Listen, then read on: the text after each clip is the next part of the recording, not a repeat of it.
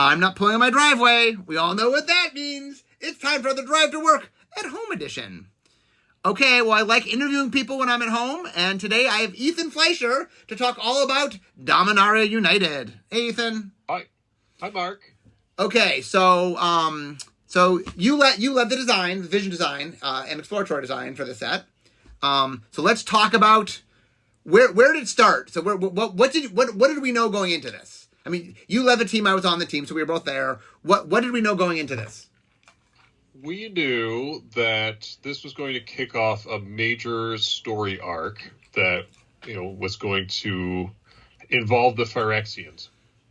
And we knew that Dominaria was intimately associated with the Phyrexians. The Phyrexians kind of had their beginnings in Dominaria. And they since moved to various other planes over the years. But their roots are here. We also knew that we'd done a very successful set in 2018 called Dominaria, and we had lots of cool ideas that couldn't fit in one set, and so there were lots of good ideas left over. Well, you make a good point, by the way. You and I had both worked on Dominaria, right?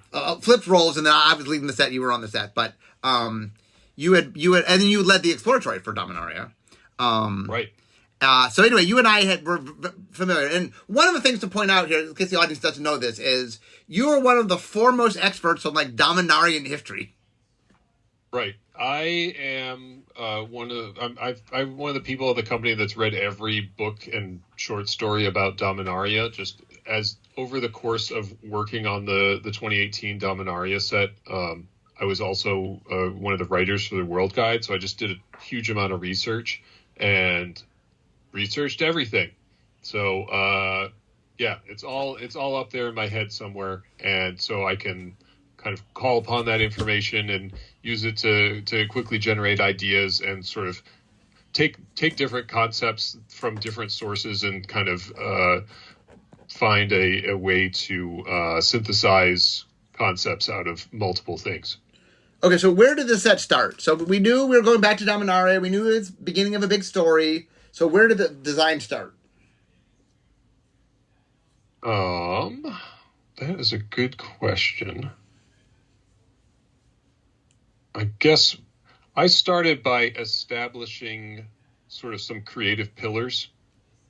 And it started with Dominaria's original essence that we established in the 2018 Dominaria. So that was high fantasy, rich history, and vibrant renewal. And then there were two other big goals here. One was express the environmental story. So in the in the 2018 Dominaria, we basically spent a lot of time setting up a theme for what this plane was about. Those three things. But we knew that we didn't need to do that again here.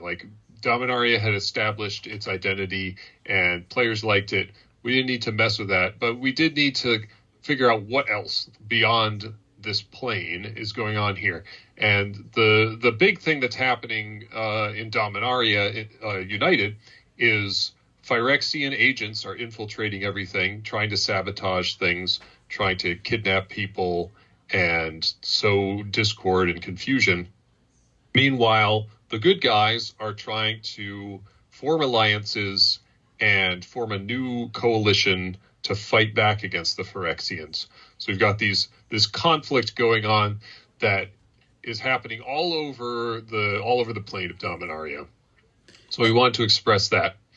And then the third thing that we really wanted to establish was setting up kayaking, lacrosse, and marathon. Those are the Brothers' War and Phyrexia All Will Be One and March of the Machine. So we wanted to make sure that there were some elements here, both mechanical and creative, that would kind of set things up and sort of prime the audience to be able to enjoy those sets better. The other thing, by the way, is one of the things we had established on Dominaria, in the Dominaria set, was the idea that this world is shaped by its history, and that its history, I like to say, its present is shaped by its past. So it's very interesting, of all the places we could have Phyrexians, Dominaria has a really rich history with the Phyrexians. This is not their first time interacting with them, and so I know we got to play into that. Right, and the thing that's interesting about the Phyrexians in Dominaria is that they have been present throughout Dominaria's story, from the Thoran times all the way up to the present, and so they're kind of integrated into Dominaria's setting. Like they belong here more than anyone else does. They belong here more than they do anywhere else. Like they are part of Dominaria, and Dominaria is part of them. Okay, so I know one of the things we did early on is we talked about what was in Dominaria that we wanted to bring back. This Dominaria had gone really well. So when Dominaria came out, we had, I think, 13-year gap between us being in Dominaria and returning to Dominaria in the set Dominaria. Right. The previous outing was Time Spiral Block. Right. And the set went really well. It was very, very popular. And so we knew we wanted to go back to Dominaria again. So let's talk a little bit about what expectations we had of going back to Dominaria. Yeah. So one of the big successes of Dominaria was the Legends theme. We had one legendary creature per pack in Dominaria, and we thought that was just a slam dunk, and decided to do that again for Dominaria United. I love designing legendary cards, and so, and that coupled with my good understanding of the background, all the different cultures and history here, meant that I was much more involved in top lining the legends than I ordinarily would have been. I believe all of the members of the world building team who worked on the Dominaria World Guide originally have since left the company. And so it kind of fell to me to kind of be the Dominaria expert and work with the world building team to at least come up with an initial list of legends and figure out what the cool things could be to resonate with the audience and call back to previous things. So you used later the word on the process during set design, the concepting burdens fell more and more on the world building team as they solved problems at a more tactical level. You used a word I wanted. Sometimes we use words because we use them at work all the time, but I want to make sure the audience understands what it means. So you talked about top lining. What is top lining? Top lining. Yeah. Top lining is the first step in creating an illustration and name for a Magic card. So usually what happens is the game designers will design a card and figure out what it wants to do mechanically, and then the world building team will have a series of meetings called top lining, where they look at the cards and brainstorm ideas for what the concept could be. What should be in the illustration here? What should be the name of this card? Just very roughly and simply. And then the conceptors will take those top lines, pick the coolest idea that doesn't overlap with any of the other top lines from anywhere else in the set, and then they'll write an art description that the artists can use to illustrate it. And then finally, the creative text team will figure out what the final name of the card should be. But top lining is sort of the very first thing that the world building team does for an individual Magic card. Now, a lot of the time, we don't start with a mechanic. We'll start with a creative idea.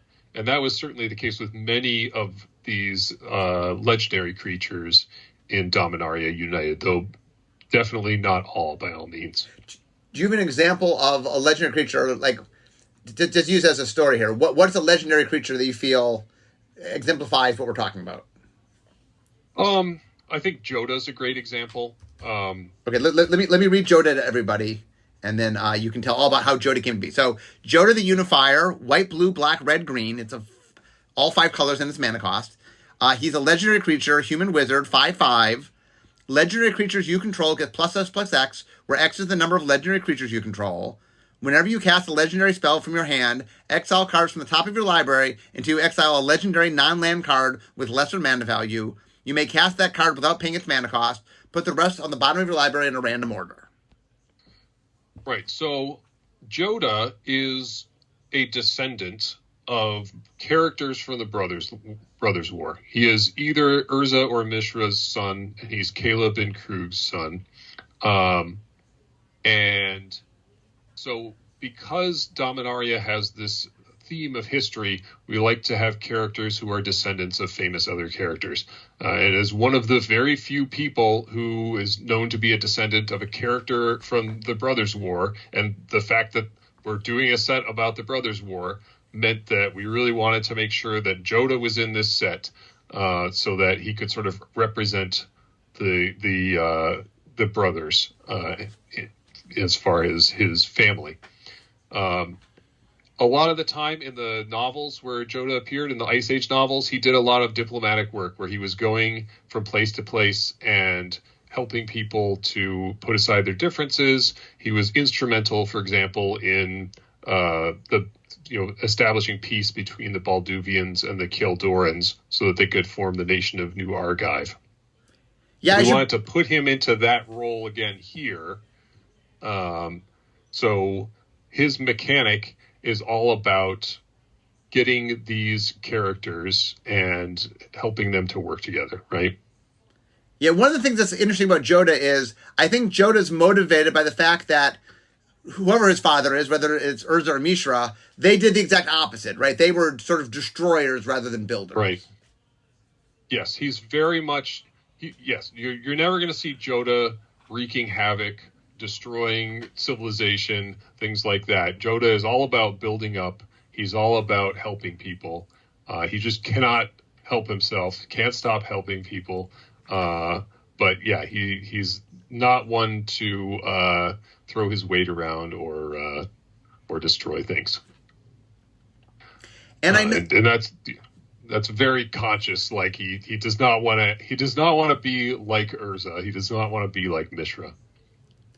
Yeah, so one of the tricky things about this set, even though there were a lot of legends, because we had, once again, the one legend per pack thing, there are more legends that exist in Dominaria than we can do. Like, it's a very rich with characters. Yeah. I sat down with Annie Sardellis, who was the creative lead during Vision Design, and we just generated a huge list of legends. And there were lots of great ideas in there. Many of them made it into the set. Many of them, got left by the wayside for one reason or another. I'm like, oh man, if we ever do Dominaria 3, we got plenty of good ideas left in the tank. Yeah, it's a world kind of rich in embarrassment of how much creative stuff is there. Right, and that's sort of a consequence of the fact that there, I think it's 27, 28 Magic sets set in Dominaria.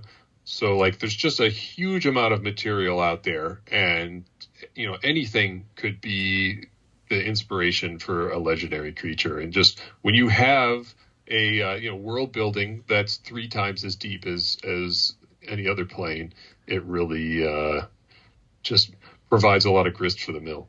Okay, so let's talk deep cuts. What is the legendary creature in this set that you think is the deepest cut that you were excited to see? Oh, I think that the deepest cut has probably got to be Urg, Spawn of Turg. So I'll explain this one. Okay. Oh, okay. Go ahead. Do you have the card? So, you read the card, and I'll think about what I want to say about it. Urg, Spawn of Turg, black, green. So 3 mana total, 2 black, 1 green. He's a legendary creature, Frog Beast. His power is Star, and his toughness is 5. Urg, Spawn of Turg's power is equal to the number of lands in your graveyard. At the beginning of your upkeep, look at the top card of your library. You may put that card into your graveyard. Black, green, sacrifice a land, you gain 2 life. So tell me about this Frog Beast. Who is he? Where does he come from? How this Frog Beast came about. Back in the Onslaught block, there were these creatures called Anurids. I guess it was Odyssey block. So these were frog beasts, And in the novels, we used to release a novel with every Magic set. In the novels, one of the characters was one of these Anurids, and his name was Turg, and he loved to eat things. He was not very smart. He was Ambassador Laquatus's original champion. So I don't know if everyone remembers Ambassador Laquatus. He was a merfolk who was a jerk. He was the bad guy of the Odyssey story, right? Yeah. So, and there were several cards representing these Anurids in that sort of 2-year Otarian block there. So when we were making Modern Horizons 1, we made an Anurid. We made a new Anurid card called Excavating Anurid.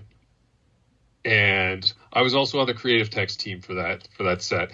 And so one of the creative text writers came up with an outrageous pun for the flavor text, which was very appropriate because, of course, you were in charge of flavor text for during Odyssey, right?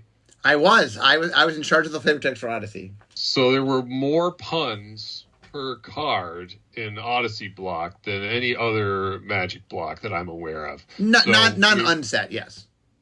Well, yeah. Aside from unsets, we'll leave those aside. But as far as black bordered Magic goes, more puns in flavor text and names than anywhere else. So we knew we had to have an outrageous pun on this Anurid.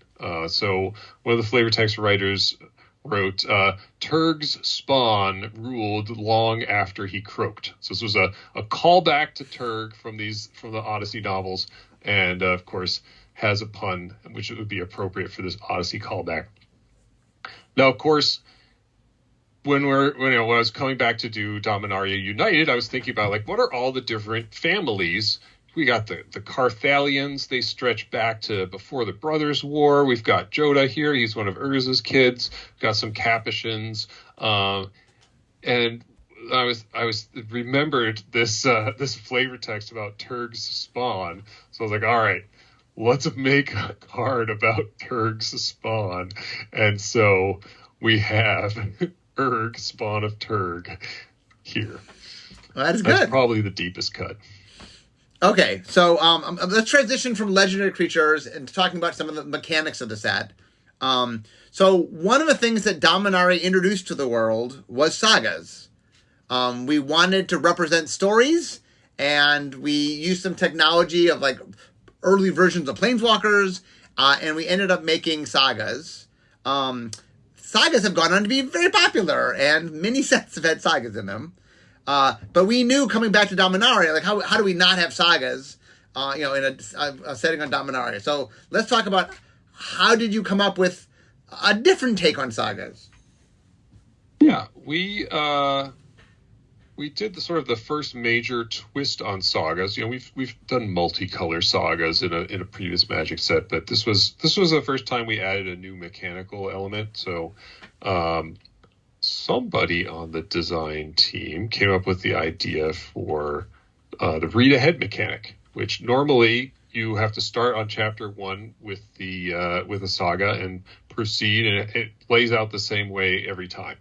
But with the read ahead mechanic, you can start on any chapter. So if you want to skip straight to the end and read the last chapter on the turn the saga comes into play, you can do that. This was a challenging mechanic to work on because not only did you have all of the normal constraints that Saga labors under, they're difficult, they're hard to design, they're very satisfying once they're done, but they require a lot of work for each card. But on top of all the normal problems with a saga, you needed to make sure that every chapter was something that you might want to do, but you might not want to do, except for the last one, of course, which should be something you always want. So that was an extra challenge, mostly for the set design team to deal with. But ultimately, I think they did a great job and made these sort of cards that had a lot of the sort of effects that we put on a modal card, like a charm or something, but they're here on a saga. So you kind of get to choose which thing to do. Do you remember? I'm trying to think. We must have tried other things. Although this is the part I remember. I don't remember what the other things were, but I know we we experimented with different takes on sagas. Yeah, we did. Let's see.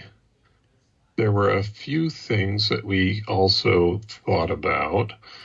Oh, I remember one. We discussed chapters that go backward or forward or in a circle. We were talking about locks, where like a chapter won't proceed unless you've met a certain condition. We've talked about aura sagas, so they go on creatures and like the creature is telling the story. We talked about some iconic spell sagas. There were sort of sagas that give you access to an iconic spell that relates to the story. So like maybe it lets you cast a copy of that spell, sort of like Garth One Eye or something. Yeah, those were the ideas that we played around with, besides just doing sagas as they originally appeared, which would have been acceptable, I think, or the read ahead sagas. Yeah, the one I remember is the branching path, where you would come to a thing where you had to choose which way you wanted to go. So the saga, like chapter 1 would be the same, but then there's 2 choices for chapter 2, and then 2 different choices for 3, depending on which choice for 2 you made. Yes, yes, that was another one. Yeah, some of these were things we had originally talked about when we originally made sagas. We came up with a lot of ideas and then simplified them, and we went back and said, "Oh, here's some ideas we had," but they, so. But read ahead was, I think it was made up during this design. That wasn't an idea we had before. Yeah, I don't recall anyone discussing read ahead during the original Dominaria design. So that, I think it was James Rose that came up with the idea, but I wouldn't swear by it. It's been a couple of years since that vision design team. Right. But yeah, that was the innovation that I had the highest confidence in coming out of exploratory design, and yes, it made it all the way through vision design and all the way through set design. Okay, so I want to talk about something that Vision did, but it didn't make it through set design. Because there's an interesting story of sort of what happened to it, which is historic. So historic was a mechanic we had made for original Dominaria that batched together 3 things.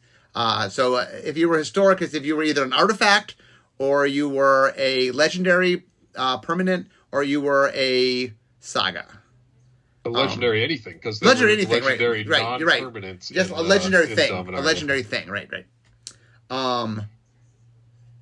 And so, right, and it seemed obvious to bring historic back, right? Like it seemed like this is the mechanic that sort of mechanically ties together these 3 things that exemplify history, that illustrate history is happening. However, we can't just look back; we have to look forward, right? We have to think about what's happening in the sets ahead. I'm gonna say, spoiler warning, the Brothers War set is going to involve artifacts, lots of artifacts. I don't think that's going to be a shock to anyone. Yeah, and so, historic, of course, is a mechanic that rewards you for collecting things, right? It rewards you for collecting artifacts and legendaries and sagas and putting them in your deck, and those kinds of rewards are fun deck building hooks, right? They get you to put these things together, and players like to be told to collect this or collect that and build a deck with it. But they also are risky in standard, right? If we've got a bunch of rewards for artifacts, that kind of puts a ceiling on how strong we can make those artifacts. Because at some point, if you put them all together in your deck with your historic cards, those historic cards are going to power them up and create synergy. And ultimately, we didn't want to place any sort of artificial ceiling on how strong these artifacts could be coming up. We wanted to give the designers of the future set, Brothers War set, the ability to make the artifacts at the right power level, without any artificial constraints imposed by these historic cards. So We cut the historic stuff out of the Dominaria set. The set still has legendaries, and it still has sagas, and it still has artifacts.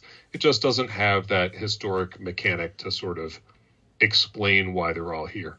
Yeah, and it's interesting, just interesting to note in that one of the reasons we were excited by historic was it was going to lead into what follows. Like, oh, this will be very synergistic with what comes after it. But the problem was it was kind of too synergistic, and that while you want things to connect, what you don't want to do is sort of trump what's coming, right? You don't want to, like, we do something here which limits what they can do on the set after us. And that was its fundamental problem, which was we would have to lock in our cards before they would know exactly everything they're doing, and that we would make choices that would then force their hand, and we didn't want to do that. Right. Ultimately, from a sort of architecting standard standpoint, it's much better to make the cards and then in a later set add the synergy cards that kind of tie things together, because you're sort of enabling a deck using components with a known power level, whereas speculating and trying to guess what the power level of these cards is going to be in the future is much more risky and could lead to unfun situations where there's just some decks that are just way stronger than the rest and dominate the standard metagame. Okay, so we're not too far from my desk here, so I want to sort of finish up. Is there any area that you were interested in talking about that we haven't got to yet of Dominaria United? Oh, well, let's talk about Power Stone tokens a little bit. Okay.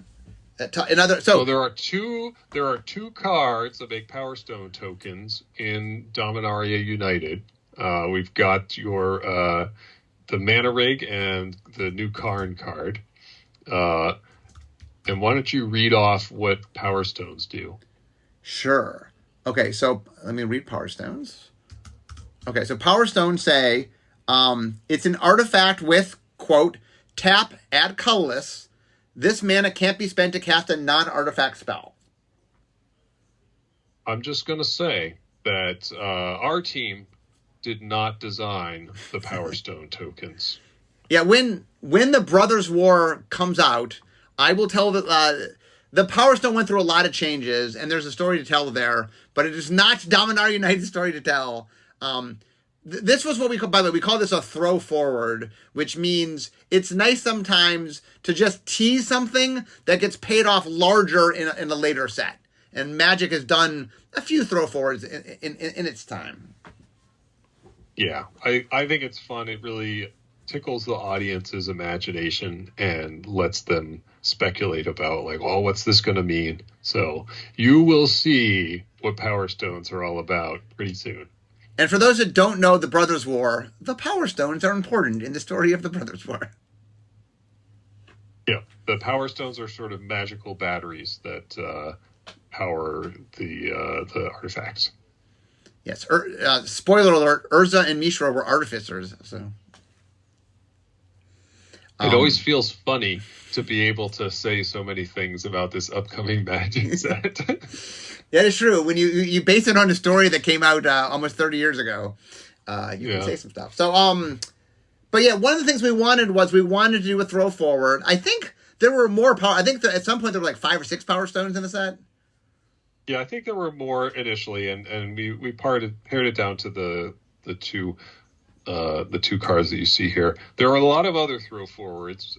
Many of them are creative rather than mechanical, but there are lots of little seeds planted here that will grow into things that you'll see in the upcoming sets here. We tried to set things up so that there were going to be a lot of fun payoffs. So pay attention to all the little details and stay tuned for more Phyrexian Arc stuff.